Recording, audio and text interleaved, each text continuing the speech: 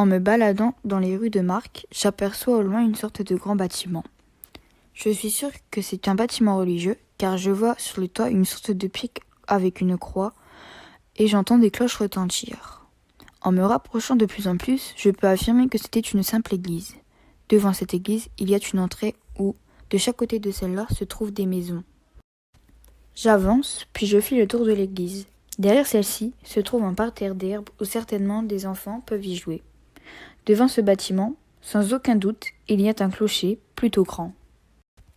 À gauche de cette église, il y a un grand cimetière. En regardant plus au-dessus, je peux affirmer que le toit est de couleur vert très clair. Je pense que beaucoup de mariages ou baptêmes se sont produits ici. Maintenant, je me rappelle à coup sûr d'être déjà venu ici pour un mariage. À l'intérieur de cette église, on y trouve plusieurs bancs. Au fond de celle-ci se trouve un vitraux de couleur.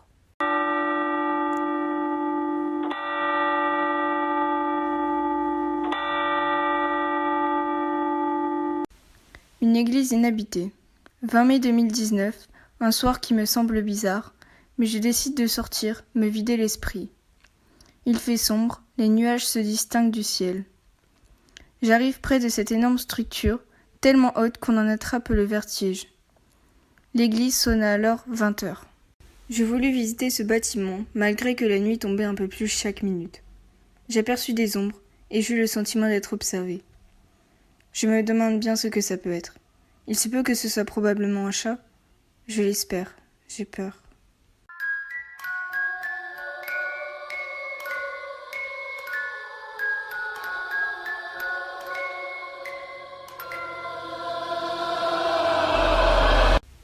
Je décide donc de vérifier. Je sentis un souffle dans mon cou qui me donna des frissons. Je pris mon courage et je fis le tour de l'église. Des buissons saccagés l'entourent et un grand terrain qui m'intrigue. Cela m'a l'air d'un cimetière un peu vieux et abîmé.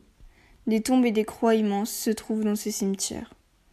Il y a aussi des tombes abandonnées et des fleurs fanées. Je ne trouve à rien, pas de chat ou autre. Était-ce une créature fantastique, un homme fou ou dérangé? Cela me paraît quand même étrange. Une église fantôme, avec autour des maisons abandonnées et inhabitées. Cette ville est-elle hantée, ensorcelée? Je ne sais pas encore. Cette rue empruntée chaque jour par les élèves du collège Boris-Vian, passant à côté de cette forêt où se trouve cette ferme qui est envahie d'arbres, de feuilles et de plantes de pin. Cette ferme recueille des animaux, des poules et des coqs qui vivent une vie paisible, même peut-être magnifique. Les poules libres comme l'air, cette ferme qui est à l'abri de tout bruit, les feuilles d'arbres tombantes sur les branches et retombent sur leurs racines d'arbres. En voyant cette ferme, on peut ressentir de la paisibilité. Lors d'une soirée sombre et sinistre, je passais devant le collège Boris-Vian pour parvenir jusqu'à un bois gigantesque et triste puis angoissant à la fois. Il fallait que j'accueille des baies. Soudain, des lianes s'enroulaient lentement autour de ma jambe et de mon pied et me tirèrent progressivement vers le bas. J'entendis des voix, donc j'appelai au secours, mais seul le silence me répondit. J'appelais, je criais, je hurlais, mais toujours rien. Au bout d'un moment, je me rendis compte que j'étais seul, perdu et complètement désorienté. De là, il me semblait voir des choses étranges, comme des arbres qui déambulaient ou qui parlaient. Était-ce mon imagination, la peur, la fatigue? Tout à coup, des branches se cassèrent, comme si quelqu'un marchait derrière moi, et des lumières s'allumaient et s'éteignaient, comme si tout avait été orchestré par une personne mal intentionnée, qui ne supportait pas que je pénètre dans ce bois.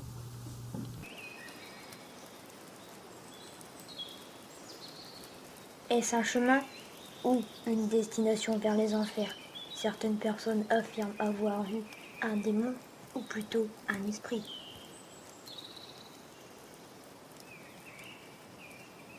À ce que l'on dit, c'est une forêt hantée. Mais d'autres croient, avec un sentiment d'incertitude, que quiconque ayant pénétré dans la forêt aurait disparu et serait certainement mort. Dans le monde, il y a plusieurs catégories de personnes. Ceux qui ont probablement la chair de poule, ceux qui semblent être courageux, et ceux qui pensent que les superstitions existent. Mais qui a raison? Ce sont souvent ceux qui ont peur, qui réussissent à survivre dans un monde où nous ne sommes qu'en bas de la chaîne alimentaire, pour les créatures qui rôdent dans l'univers. Peut-être même qu'ils sont parmi nous.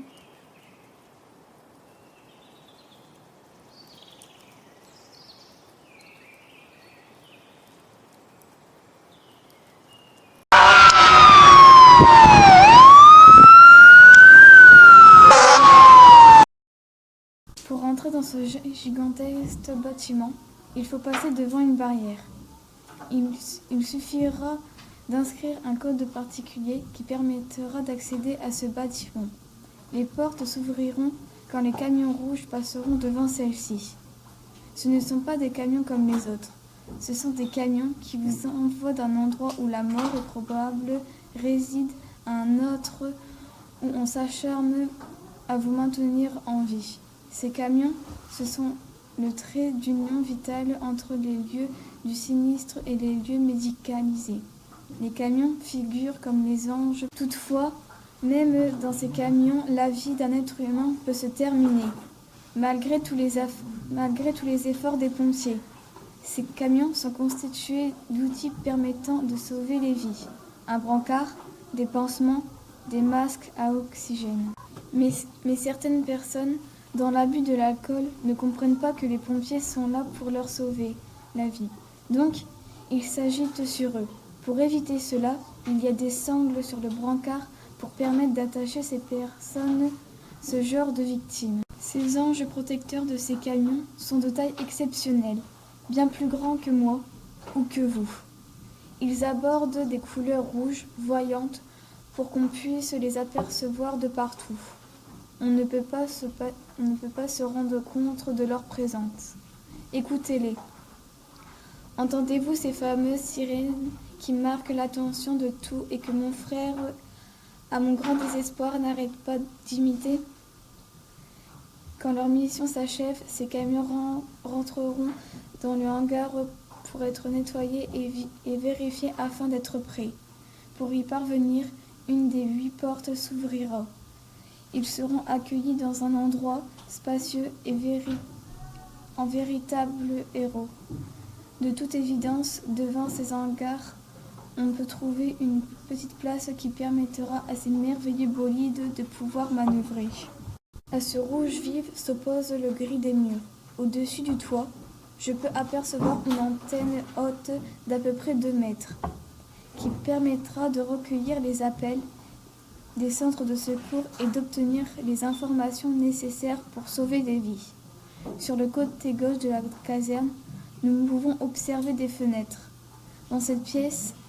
C'est dans cette pièce que les pompiers reçoivent les appels.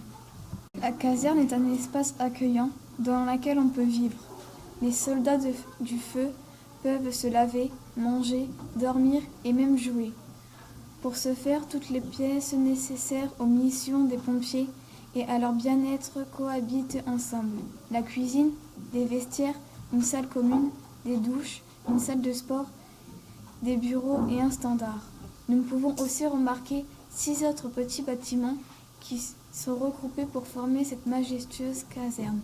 Puis, juste à côté de la caserne, nous pouvons y trouver un lac. Ce lac est composé évidemment de verdure, de poissons, qui permettra aux pompiers de se divertir, ainsi que de poules.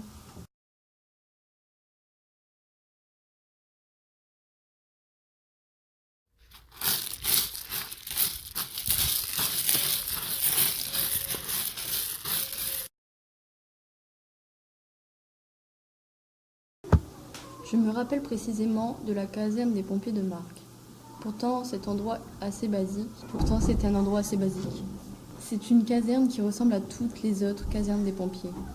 Pourtant, depuis quelque temps, il s'y passait des événements étranges. Des événements que je n'arrive pas à expliquer. Lorsque je passais devant cette caserne, même à plusieurs mètres d'elle, la barrière qui, elle, est très sombre est assez grande, avec des pics qui permettent de ne pas pouvoir passer au-dessus pour pénétrer dans ce lieu privé, que seuls les pompiers peuvent y accéder.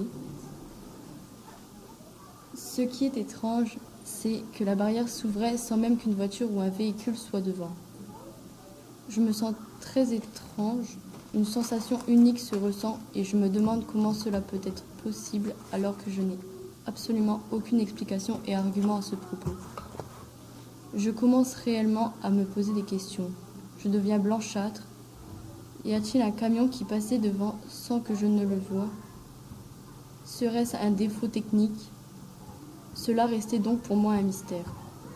Je n'étais jamais sereine lorsque je voyais venir sur ma route cette immense caserne. Un sentiment d'inquiétude m'envahissait sans que je ne sache pourquoi.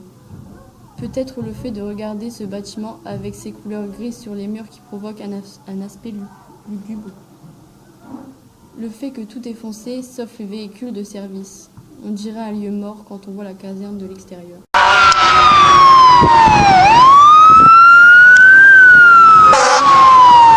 Et si seulement les phénomènes étranges s'étaient arrêtés là? Non seulement je vois, mais j'entends aussi. Est-ce possible d'entendre des sirènes de camions dans le bâtiment alors qu'il n'y a personne pour les activer? Lors d'une journée d'hiver, une sortie pédagogique dans cette antre du diable avait été organisée. Comme je la redoutais, j'avais un mauvais pressentiment. J'avançais à reculons dans le dédale de Marc. Je restais silencieux et alerte, comme si un danger s'apprêtait à surgir. Puis, je vis la barrière, elle se leva et je passai sans encombre. Se dressèrent ensuite devant moi 8 portes qui permettaient d'accéder à un hangar où tous les camions y étaient rangés. Nous longeâmes le standard pour entrer dans ce que les professionnels appellent le VSAV, le véhicule de secours et d'aide aux victimes. Alors que les portes du camion s'ouvrirent, je ne parvenais plus à garder mon sang-froid. Mon corps semblait totalement pétrifié. Mon souffle était coupé, les battements de mon cœur s'accéléraient. Je fermai les yeux, les ouvris à nouveau. Était-ce le fruit de mon imagination ou bien un cauchemar bien réel?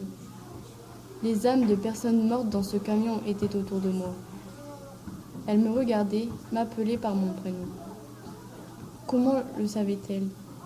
J'étais enserdée. Je regardais mes camarades. Mon état semblait les inquiéter. Ils s'approchèrent de moi. Je crus apercevoir les flammes de l'enfer dans leurs regards. Elles brillaient. Leurs bouches se tordaient. Toute tremblotante, saisie par l'effroi, je pris mes jambes à mon cou et partis. Je filai à toute vitesse, à travers la cuisine, les bureaux, le standard, la salle commune, les douches et les vestiaires de ce bâtiment. J'étais enfin dehors et respirais l'air frais. Je me trouvais devant les 8 portes. Je sentais les âmes des disparus derrière moi. Je les entendais prononcer mon nom. Mais que me voulaient-ils? Je me sentais défaillir. Soudain, je vis le lac et son étendue d'eau noire. Il fallait que j'y aille pour me libérer des esprits. Je m'apprêtais à partir quand mon regard fut attiré.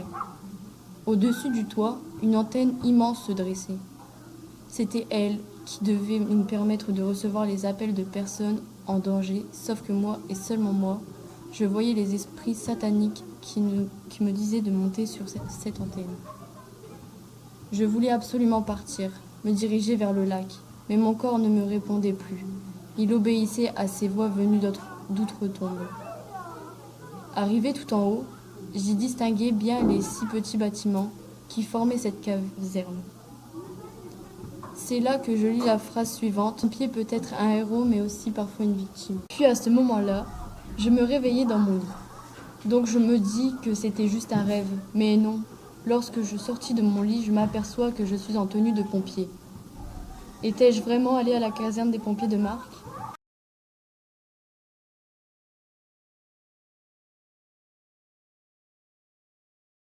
À l'entrée, il y a le hall qui est blanc, avec les écritures Aérogare Louis Blériot en rouge. L'accueil des personnes était chaleureux. À gauche de l'accueil se trouvaient les hangars assez petits où se garaient les avions. Devant les hangars, je peux y voir l'école des pilotes où on peut faire des baptêmes de l'air ou se former pour piloter un avion. L'aérodrome est un peu éloigné de la ville pour ne pas faire de bruit pour les habitants et éviter que les avions aillent se cracher dans la ville. À droite du hall, on peut apercevoir un bâtiment, sûrement pour les pompiers, en cas d'incendie d'un avion ou de l'aérodrome, et la tour de contrôle qui sert à contrôler les avions et à surveiller en cas de problème. La tour est blanche et en haut de celle-ci se trouve une grande fenêtre pour pouvoir voir les avions. En face du hall, je peux voir le parking où se trouvent les voitures. Sur la piste d'atterrissage, je peux voir des avions garés en attente de vol. La piste mesure au moins 1 kilomètre. C'est une nuit sombre d'été. Lors d'une promenade nocturne, je décide de me rendre à l'aérodrome de Marc. Je me situe à côté du hall, face au grillage. Je regarde sur ma droite, je vois un blocos, puis plus loin, un petit bosquet qui est extrêmement sombre. J'ai le sentiment inexplicable qu'une lueur apparaît depuis le bosquet. Au milieu de la piste, il y a un lampadaire qui clignote, sans aucun doute dû à la vétusté de l'ampoule. Tous les avions sont immobiles. Et dans la pénombre, on ne distingue quasiment rien. Toutes les lumières du hall et de la tour de contrôle sont éteintes. Ceci me donne l'impression d'être observé au loin par des formes étranges que je ne peux distinguer. Ceci me terrifie. Derrière se trouvent les hangars qu'on a à peine à distinguer, dans cette nuit noire et lugubre. J'entends soudain un bruit, derrière moi.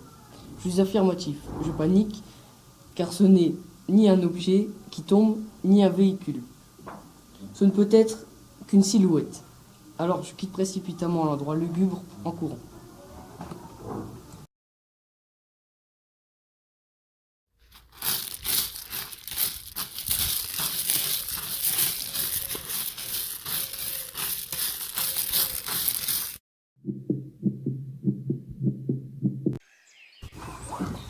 Le paintball est un endroit de loisirs où l'on peut s'amuser entre amis. Le paintball est délimité par des filets, des grilles et des barrières.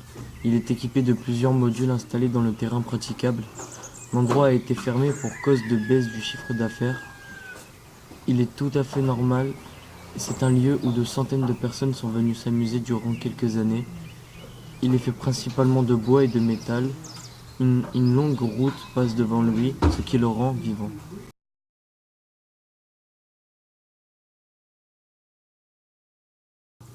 Le complexe sportif, qui se situe 45 rue des Tourterets, est un bâtiment fait en PVC, situé juste à côté d'une ferme se nommant la ferme des Aigrettes. Il sert à faire plein d'activités. On peut y faire des activités scolaires ou du sport. Comme activité, on peut y faire de la danse, de l'athlétisme, du basket. Pour mon expérience dans ce complexe sportif, je peux dire qu'il est bien, rien d'anormal. Des vestiaires pour se changer après le sport. Je vais souvent à ce complexe et je recommande ce lieu pour le sport de compétition ou pas. Et il y a un parking pour garer votre voiture. Je me trouve au collège Borisien de Marc, là où je suis scolarisé depuis la 6e. Je suis actuellement dans le préau, c'est situé entre le bâtiment A et B. En face de moi, il y a la passerelle qui relie les premiers étages des deux bâtiments. Au rez-de-chaussée du bâtiment A se trouvent les salles administratives comme le bureau du principal, de la principale adjointe, de la secrétaire et de l'intendance. Il y a aussi le CDI dans lequel il y a une bibliothèque et des ordinateurs. La salle des professeurs est un peu plus loin dans le couloir.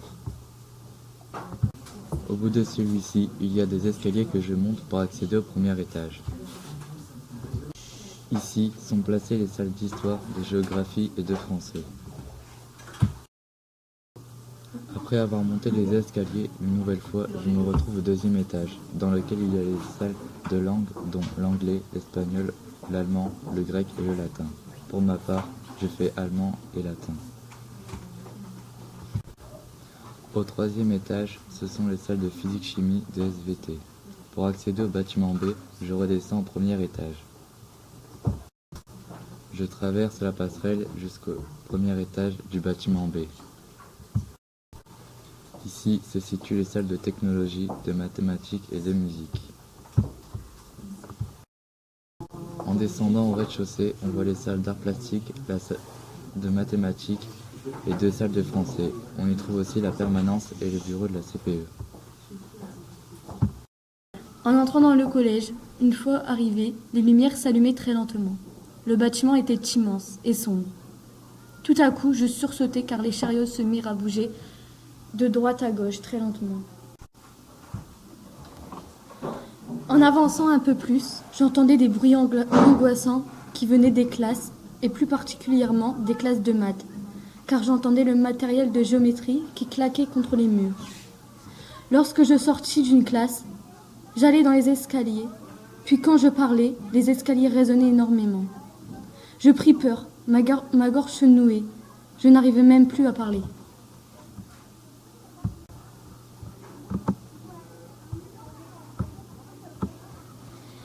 Est-ce que mon imagination me jouait des tours, quand sur les murs apparurent des têtes de mort? Lorsque je passais devant les classes de SVT et physique-chimie, j'entendais les bruits de scalpels qui grinçaient contre les tables. Et j'entendais les tabourets qui bougeaient tout seuls, avec le vent, sachant que cet étage était vide. Il n'y avait que moi. En face de cette salle de musique, il y eut des bruits de cordes d'instruments.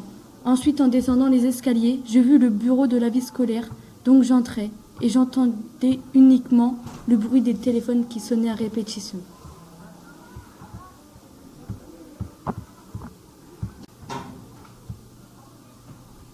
En sortant du collège, je voulus voir à quoi ressemblait l'extérieur. Je ne pouvais pas aller dans la cour, le béton ne séchait pas, car il venait d'être mis. Sur les bancs noirs se trouvaient des pics pour que les élèves montaient directement en cours. En avançant, dans l'herbe mouillée, quelque chose tombait juste en face de moi, donc je fus terrifiée, je criai, personne ne pouvait m'arrêter.